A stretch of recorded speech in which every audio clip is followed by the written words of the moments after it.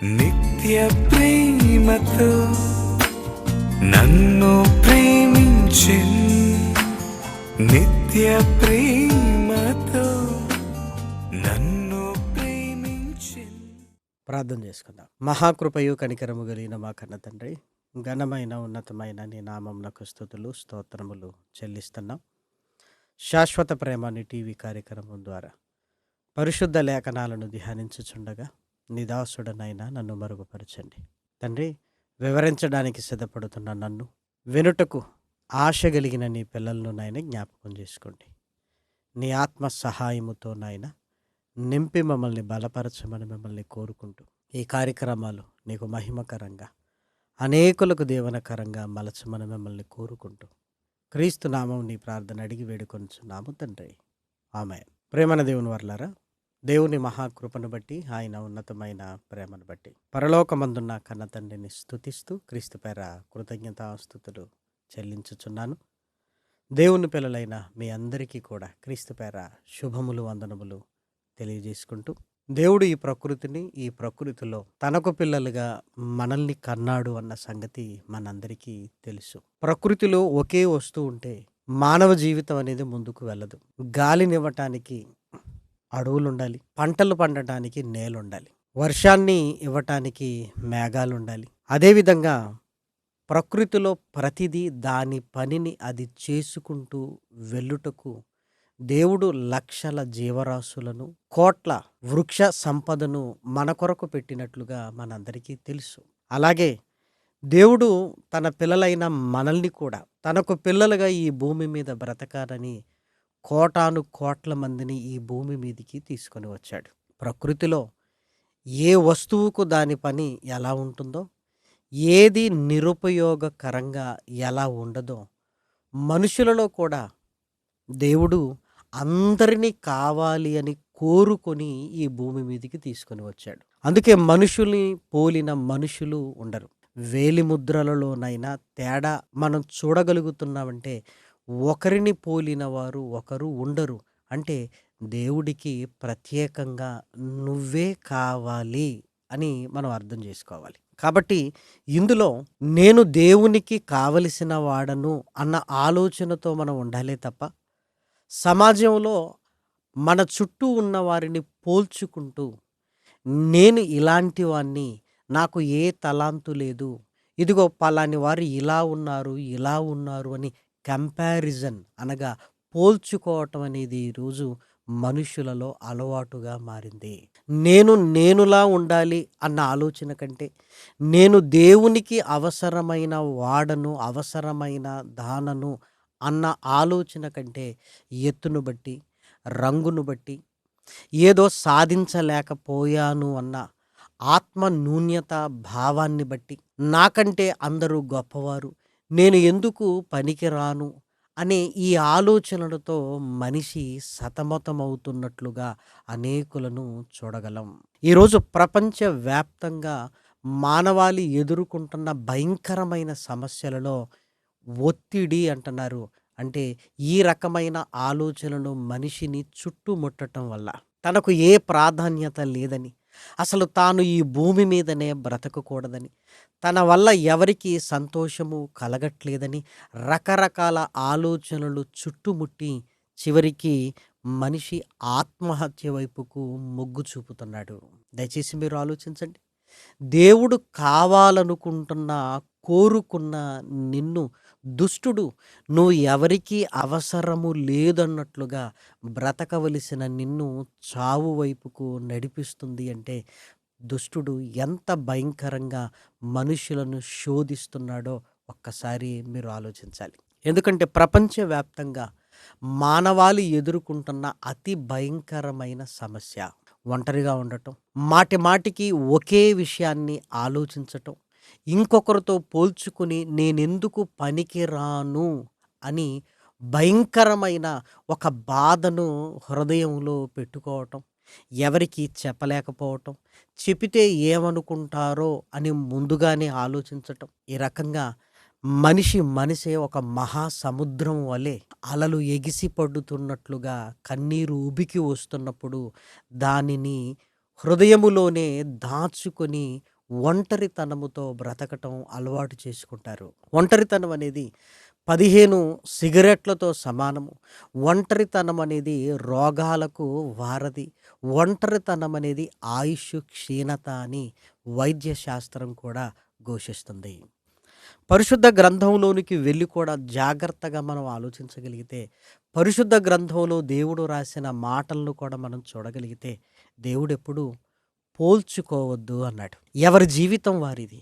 ఎవరి ఆర్థిక ప్రమాణాలు వారివి. కాబట్టి ఉన్నదానిని బట్టే సంతృప్తి కలిగి ఉండాలి అని బైబిల్ చెప్పింది.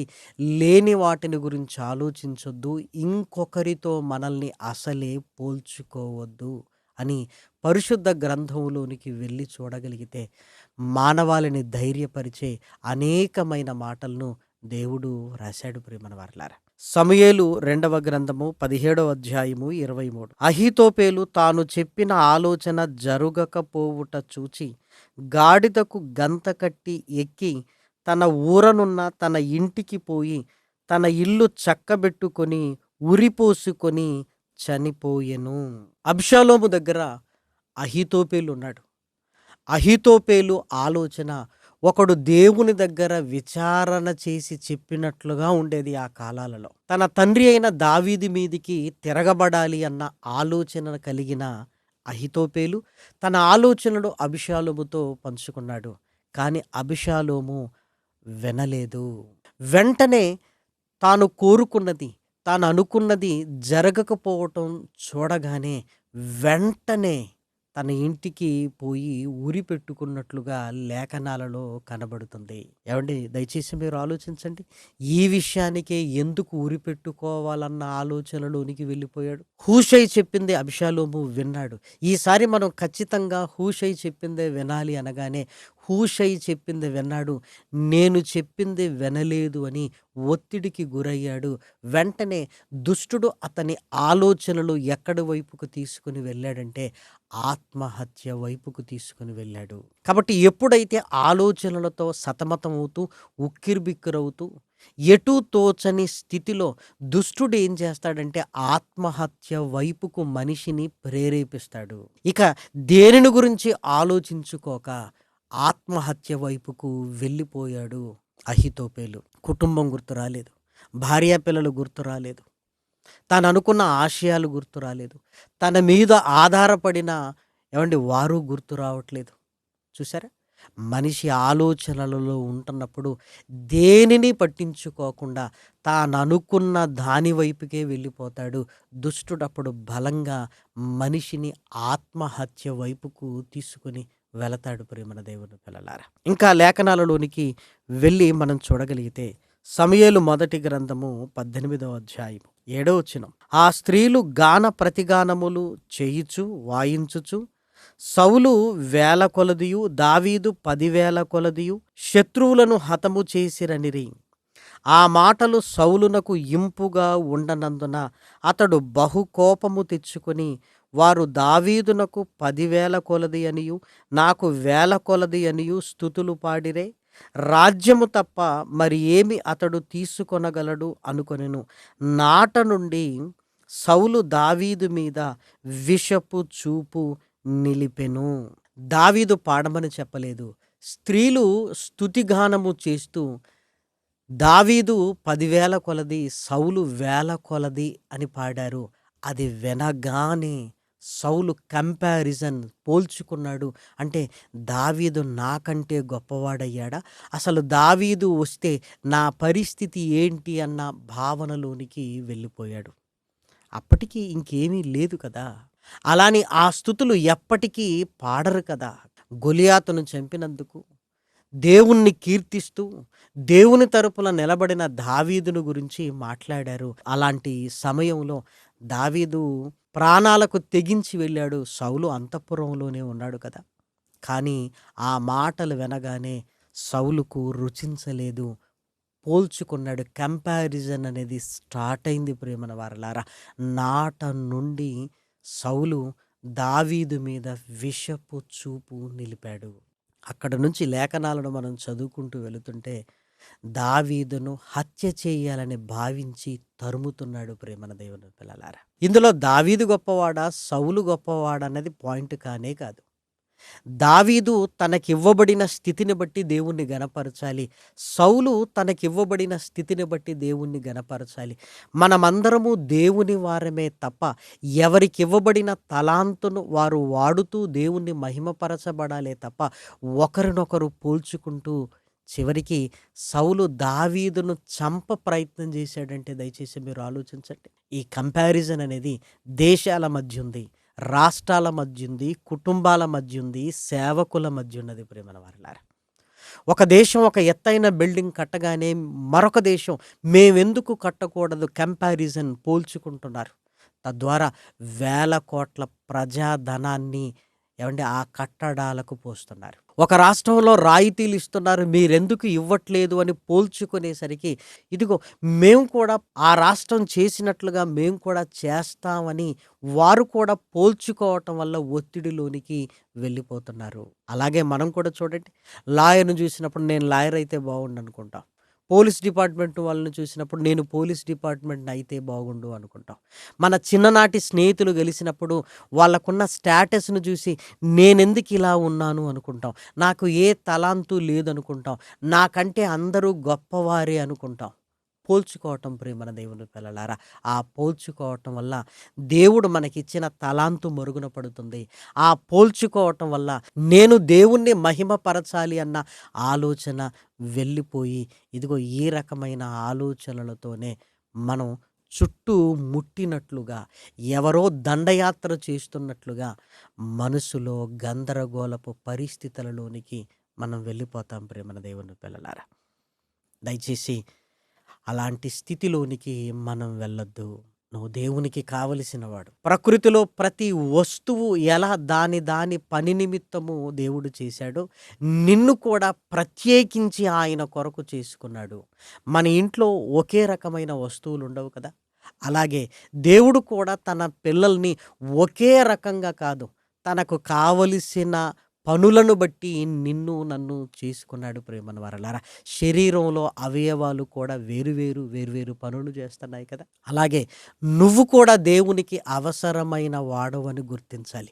నీ కొరకు కూడా పరలోకాన్ని సిద్ధపరుస్తున్నాడు. నీ కొరకు కూడా యేసుక్రీస్తు భూమి మీదికి వచ్చాడు. నీ కొరకు కూడా రక్షణను సిద్ధపరిచాడు. నీ కొరకు కూడా ఈ ప్రకృతిని కలిగించాడు. అంటే దేవుని కోణంలో నువ్వు ఎంత ప్రత్యేకమైన వాడవో ఒక్కసారి నువ్వు ఆలోచించు. ఎవరో నిన్ను కాదన్నారని నీకు నువ్వుగానే ఊహించుకుంటూ ఎందుకు కృంగిపోతున్నావు? పరిశుద్ధ లేఖనాలలోనికి వెళ్ళగలిగితే నిన్ను కూడా రాజు అన్నాడు, నిన్ను కూడా నా సొత్తు అన్నాడు, నిన్ను కూడా యాజకుడు అన్నాడు. దేవుడు ఎంత గొప్పగా నిన్ను చూస్తున్నాడో ఒక్కసారి నువ్వు ఆలోచించు. ఇంకా బాగా అర్థం కావాలి అంటే గుణపం భూమిని చీల్చగలదు, గుండు సూది ఇదిగో ఈ గుండెల మీద బ్యాడ్జిని పెట్టగలదు, దాన్ని నిలపగలదు ప్రేమన వారలారా. గుండు సూదిని గుండు పిన్నును ఒక దగ్గర పెడితే రెండింటికి పోలికేంటి అసలు మీరు ఆలోచించండి. అలాని గుణపాన్ని తీసుకొచ్చి ఈ గుండెల మీద గుచ్చుకొని నేను ఒక జెండాను లేదా ఒక బ్యాడ్జిని పెట్టుకోవటం సాధ్యమా? అలాని గుండు పిన్నుతో భూమిని చీల్చగలవా? మీరు ఆలోచించండి. నాకు గుణపమే అవసరం, గుండు పిన్ను అవసరం లేదని నువ్వు అనగలవా? లేదు, నాకు గుండు పిన్నే అవసరం, గుణపం అవసరం లేదు అని మనం అనగలవా? కాబట్టి నువ్వు ఎందులో తక్కువ వాడవు కాదు, నీ అవసరత ఖచ్చితంగా దేవునికి ఉన్నది ప్రేమన దేవుని పిల్లలారా. అడవిలో పులి ఉంటుంది, ఇంట్లో పిల్లి ఉంటుంది. అలాని పులిని తీసుకొచ్చి ఇంట్లో పెంచుకోలేం కదా. అలాని పిల్లి ఇదిగో అడవిలో వెయ్యలేం కదా. దయచేసి మీరు ఆలోచించండి. ఎక్కడుండవలసింది అక్కడున్నప్పుడే, ప్రకృతి క్షేమంగా ఉన్నప్పుడు కూడా మనమందరము కూడా దేవునికి కావలసిన వారము అని నీవు నేను గుర్తించాలి. అలా గుర్తించగలిగితే మనకివ్వబడిన తలాంతును దేవుని కొరకు వాడుతూ ఇదిగో దేవుణ్ణి నేను మహిమపరచాలని ముందుకు వెళ్ళాలి ప్రేమన వారలారా. దుష్టుడు అనేక రకాలుగా శోధిస్తున్నప్పుడు ఆ శోధనలు జయించగలిగే స్థితిలో తప్పనిసరి మనం ఉండాలి. అసలు ఎందుకు మనం పోల్చుకుంటున్నామని లేఖనాలలోనికి వెళ్ళి చూడగలిగితే యెషయా గ్రంథము 14వ అధ్యాయము 14వ వచనాన్ని దయచేసి చూడండి. మహోన్నతునితో నన్ను సమానునిగా చేసుకొందును అని నీవు మనస్సులో అనుకుంటివి కదా, నీవు పాతాళమునకు నరకములో ఒక మూలకు త్రోయబడితివే. పరలోకములో దేవదూతగా ఉంటున్న దుష్టుడు, ఇప్పుడు దుష్టుడు అపవాది ఒకప్పుడు దేవదూతగా ఉండేవాడు. మరి ఎందుకు దుష్టుడుగా మారిపోయాడంటే దేవునితో పోల్చుకున్నాడు. దేవునితో పోల్చుకున్నాడు. నేను మహోన్నతునితో సమానముగా ఉండాలి అన్న ఆలోచన వచ్చింది. వెంటనే పరలోకంలో స్థానము కోల్పోయి భూమి మీదికి త్రోయబడ్డాడు. ప్రేమన దేవుని పిల్లలారా, అంటే పోల్చుకోవటం అనేది వాడి ఆలోచన. వాడే పోల్చుకొని దయ్యంగా మారిపోయి ఆ ఔన్నత్యమైన పరలోకాన్ని పోగొట్టుకుంటే మనలోనికి వచ్చి మనలో కూడా వాడి గుణాలను పెంపొందించి ఇంకొకరితో మనల్ని పోల్చుకునేటట్లుగా చేసి ఏం చేస్తున్నాడో తెలుసా, మనము కూడా పరలోకాన్ని పోగొట్టుకునేటట్లుగా చేస్తున్నాడు. ప్రేమన వారలారా, ఇది దుష్టుని ఆలోచన. దావీదును చంపాలన్నది దుష్టుని ఆలోచన కాదా? పోల్చుకోవటం అనేది దుష్టుని ఆలోచనే కదా? అహితోపేలు ఆత్మహత్య చేసుకున్నాడు, దుష్టుని ఆలోచనే కదా? ఇలాంటి ఆలోచనలు మనకు కలుగుతున్నప్పుడు వెంటనే మనం గుర్తించాలి, దుష్టుడు వలన ఈ ఆలోచనలు నాలో కలుగుతున్నవి అని. వెంటనే వాటి నుంచి బయటికి రావటానికి ప్రయత్నము చేయాలి. మనం ఎవ్వరితో పోల్చుకోవటానికి వీలు లేదు. నువ్వుగా దేవునికి కావలసిన వాడవని నువ్వు గుర్తించు. ఎవరో నిన్ను తగ్గించేది లేదు, ఎవరో నిన్ను హెచ్చించేది లేదు. ఇదిగో దేవునికి నువ్వు కావలసిన వాడవు అని ఇదిగో లేఖనాలను బట్టి మన జీవితంలో ముందుకు వెళ్ళాలి. ప్రేమన వారలారా, ఈరోజు చాలామందిని చూడండి, ఉద్యోగం రాలేదని, ఇక రాదు అని వీళ్ళే ఊహించుకుంటున్నారు. నేను ఇది చెయ్యలేకపోయాను అని లక్ష్యాలు సాధించకపోయేసరికి నా జీవితం ఎందుకు అన్నట్లుగా భావించుకుంటున్నారు. ప్రేమన వారలారా, కాబట్టి కనబడుతున్న రోగాలు ఎంత ప్రమాదకరమనవో కనబడని ఇదిగో ఈ ఆలోచనలు కూడా భయంకరమైన రోగాలతో సమానం. ప్రేమన వారలారా, కాబట్టి దయచేసి అందులో నుంచి బయటికి రావటానికి ప్రయత్నం చేయాలి. ప్రేమన వారలారా, ఏ ఆలోచనలైతే మనల్ని చుట్టుముడుతున్నాయో, ఏ ఆలోచనలోనైతే మనం మునిగిపోతున్నామో ఆ ఆలోచనలో నుంచి మనం బయటికి రావటానికి లేఖనాలలో దేవుడు చెబుతున్న చక్కటి మాటను దయచేసి చూడండి. ఫిలిప్పీలకు రాసిన పత్రిక 4వ అధ్యాయము 4వ వచనము నుండి దయచేసి చూడండి. ఎల్లప్పుడూ ప్రభువునందు ఆనందించుడి, మరలా చెప్పుదును ఆనందించుడి. మీ సహనమును సకల జనులకు తెలియబడనీయుడి. ప్రభు సమీపముగా ఉన్నాడు, దేని గూర్చియు చింతపడకుడి గాని ప్రతి విషయములోనూ ప్రార్థన విజ్ఞాపనముల చేత కృతజ్ఞతాపూర్వకముగా మీ విన్నపములు దేవునికి తెలియజేయుడి. అప్పుడు సమస్త జ్ఞానమునకు మించిన దేవుని సమాధానము యేసు క్రీస్తు వలన మీ హృదయములకును మీ తలంపులకును కావలి ఉండును. ఇక్కడ ఆనందంగా ఉండడానికి ప్రయత్నం చేయండి అని, ప్రభువునందు ఆనందించండి. నేను ప్రభువుకు కావాలి అన్న మాట ఎంత ఆనందాన్ని ఇస్తుంది. దేవుడు నన్ను తన కొరకు ఈ భూమి మీదికి తీసుకుని వచ్చాడు, ఎంత ఆనందం కదా. ఎవరైనా ఒక వస్తువు ఇది ప్రత్యేకంగా మీకోసమేనండి అన్నప్పుడు ఎంత ఆనందిస్తాం. అలాగే నీవు దేవునికి కావాలి గనక నువ్వు ప్రత్యేకమైన వాడు. అందుకే నీలాంటి వారు ఇంకొకరు లేరు. ప్రియమైన దేవుని పిల్లలారా, ఆలోచించండి. కాబట్టి ప్రభువునందు ఆనందిస్తూ ఉండాలి. ప్రభు సమీపముగా ఉన్నాడు.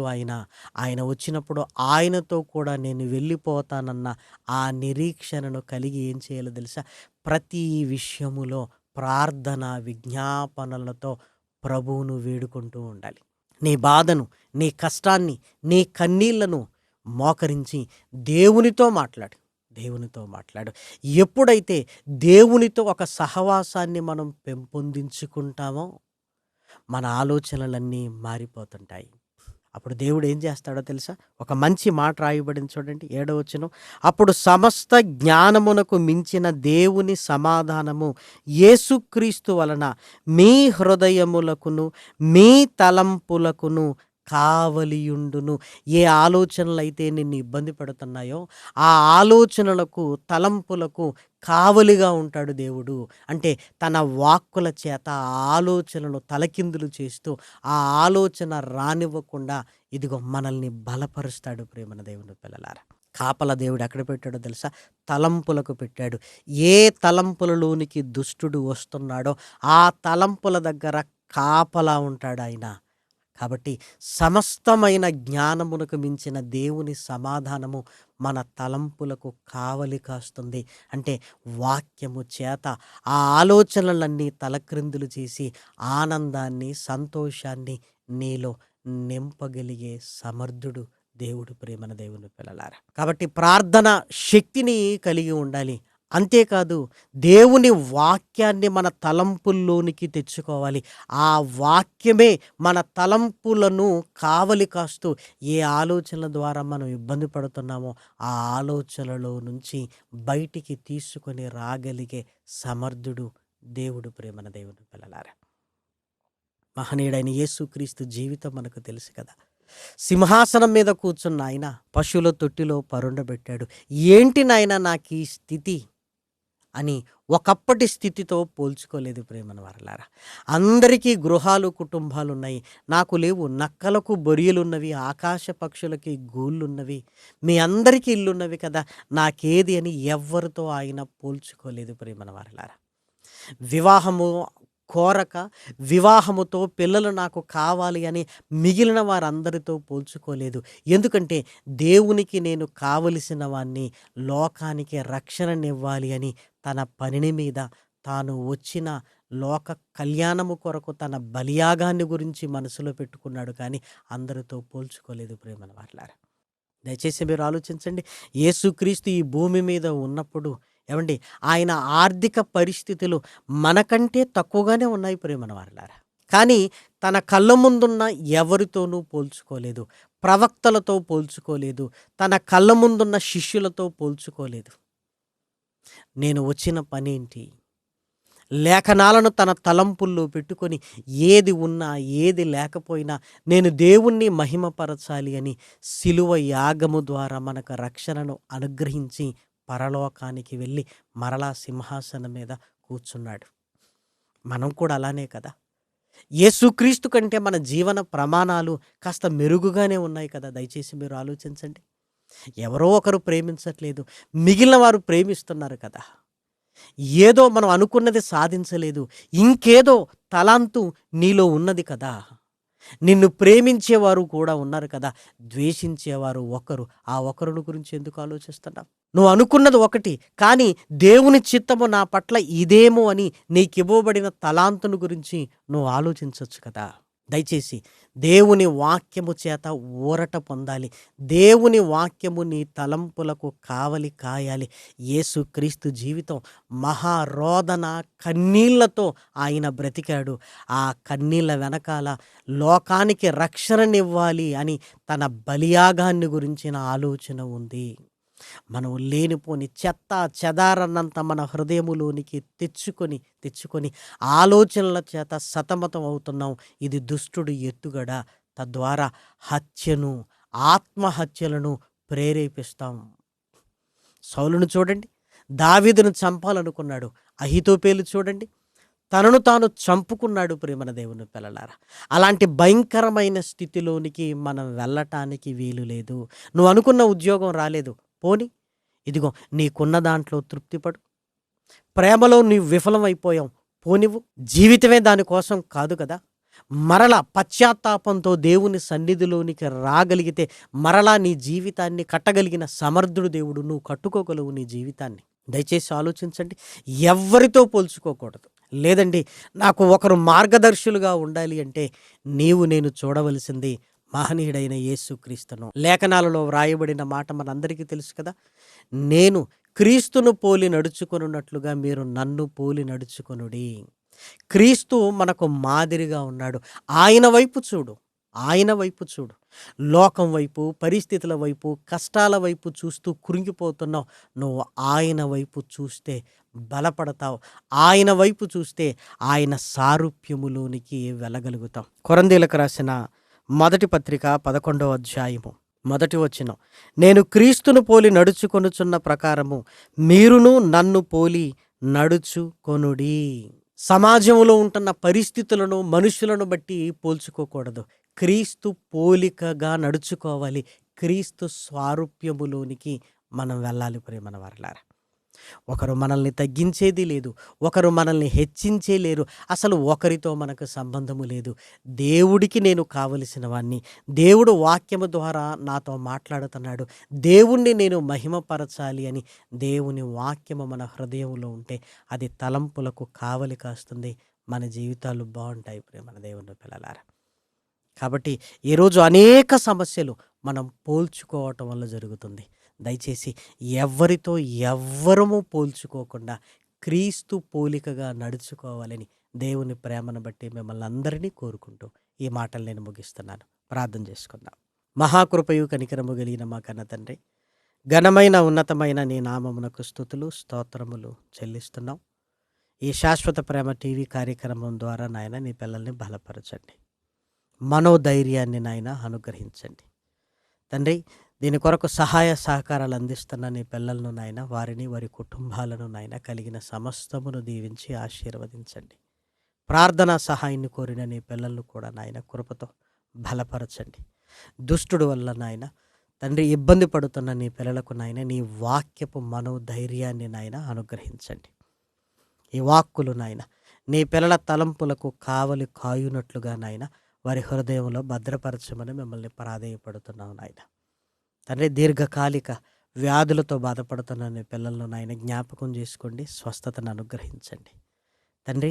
ఇదిగో నాయన యవన సమాజాన్ని నాయన జ్ఞాపకం చేసుకోండి తండ్రి. నీ కొరకు నిలబడగలిగే నడిపింపును అనుగ్రహించండి.